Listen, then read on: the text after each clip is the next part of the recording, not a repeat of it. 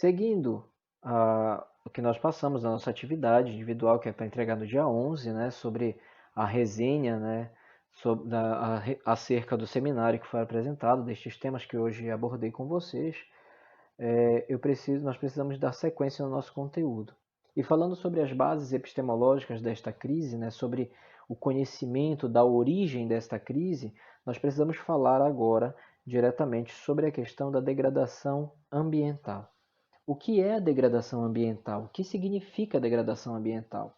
Bem, o conceito que nós temos é a Lei número 6.938/1981, que institui a Política Nacional de Meio Ambiente, em seu artigo 3º, inciso 2º, diz que degradação ambiental é a degradação da qualidade ambiental, por meio de alterações adversas das características do meio ambiente. Bem, aqui está dizendo para a gente que a degradação é quando existe uma alteração negativa na qualidade do meio ambiente, né, do ambiente que nós estamos. Lembrando que esta degradação pode ocorrer por fatores antrópicos ou naturais. Né? O que significam antrópicos? Né? Antro vem justamente da questão humana, né? Onde nós estamos falando das interferências humanas. Então, esta degradação ela não sempre vai acontecer por fatores humanos, mas ela também pode acontecer por fatores naturais, como a questão de queimada, né, provocada pela incidência de raios, etc. Existem também algumas outras definições, gente, da questão de degradação. Né? A degradação, apesar de se parecer com destruição, mas ela tem um conceito diferente também. Porque a degradação ela é um processo no qual é difícil conseguir fazer o seu retorno, é difícil você voltar atrás, tentar corrigir ou refazer os malefícios que a degradação trouxe. Então não se trata simplesmente de uma destruição ou de uma perturbação no equilíbrio ambiental. A gente está falando agora também aqui de uma condição em que vai ser difícil você conseguir reverter essa degradação específica se tratando de ambiente, né, do meio ambiente. Eu preciso fazer um comentário aqui, por exemplo, de que aqui em Abaetetuba existe um rapaz, inclusive amigo meu, né, já de longa data, que ele fez o curso dele na área de Química Industrial na Universidade Federal do Pará, em Belém. Esse rapaz se chama José, né? E o José fez as suas pesquisas na faculdade e tudo mais, descobriu na sua graduação que existia, por exemplo, em todo aerosol que nós utilizávamos, né? Por exemplo, daquele bom ar, do Baygon que você utiliza em aerossol, do desodorante que você utiliza, né, que é em aerossol, existe o produto que está sendo vendido, né? Por exemplo, o desodorante tem a parte do desodorante, mas também tem um gás que fica pressurizado lá dentro, né? Que fica ali preso. Este gás ele é uma mistura gasosa e dentre eles existe um elemento específico no meio que é um produto derivado do elemento boro da tabela periódica, do boro. Bem, tá aí tudo bem, nada de estranho. Só que aí ele descobriu, ele fez os estudos dele e avaliou o seguinte: toda vez que você utiliza um desodorante antitranspirante, toda vez que nós utilizamos o desodorante antitranspirante, o produto vai para o teu corpo, né, onde você aplica ele, mas o gás se perde no meio ambiente, não é isso? Este gás vai se juntar com os demais gases que existem no ambiente e ele vai para o lugar adequado dele. Como ele tem baixa densidade, ele sobe. Esses componentes vão subir. E aí subindo até alcançar, por exemplo, a nossa camada de ozônio. Tá, professor, tudo bem. O que isto quer dizer para a gente?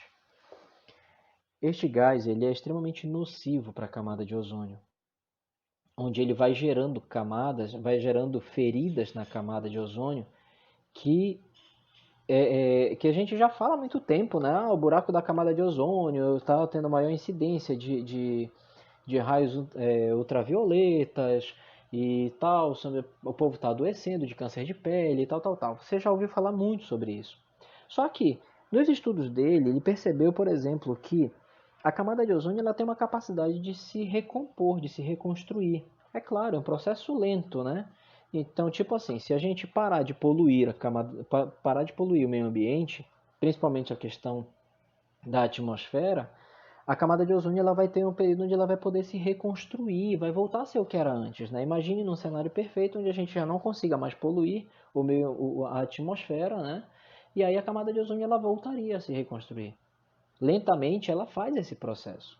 Só que o José descobriu, né, que quando existe esse componente boro sendo incidido sobre a camada de ozônio, ele gera uma ferida na qual é impossível que ela se reconstrua. Naquele caso, esse elemento, ele cria como se fosse um câncer de verdade ali na camada de ozônio, onde ela não vai mais conseguir se recompor naquele espaço. Aquele pedaço ali já abriu uma ferida que é irreversível. E quanto mais esse elemento for enviado para a atmosfera, pior vai ser. Esse estudo ele descobriu isso aqui em Abaeté, né? E aí ele fez, depois da graduação dele, fez o mestrado, onde ele tentava fazer uma proposta de substituição para tirar esse elemento boro da composição destes gases e tudo mais. Né? Fez o mestrado dele, foi brilhante o trabalho dele, teve bolsas, né, para estudar, se não me engano, foram 7 países que ofereceram bolsas de estudo para ele, com tudo pago para ele poder fazer, para financiar a pesquisa dele e tudo mais. Então, assim, hoje você vê o menino passando pela rua, cara, é super gente boa, muito bacana. Ele é professor na Universidade Federal, inclusive, agora, né, está trabalhando lá.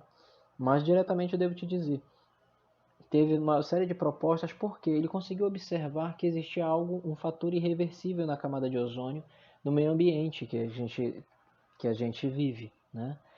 E isso mostra pra gente, eu estou contando toda essa história para vocês compreenderem de fato o que é a degradação ambiental também sobre o ponto de vista técnico.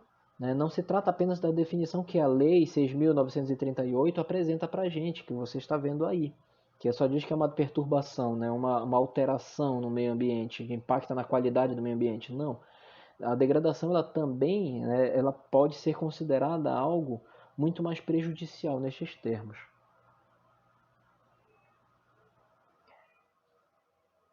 Então, deste modo, eu vou apresentar aqui um vídeo para vocês falando sobre degradação ambiental de uma maneira um pouco mais contextualizada para vocês observarem um pouquinho melhor. E isso vai servir para a gente poder observar, tá? Essa questão de debate que eu estou colocando aqui, por exemplo, isso aqui vai acontecer em sala de aula, a gente vai discutir apenas nada mais. Mas você vai ter liberdade para poder observar e se quiser fazer algum tipo de comentário, vai mandar lá no meu PV, né, a respeito dessa situação, se você tiver algo importante também a comentar a respeito, tá? Vamos para o vídeo.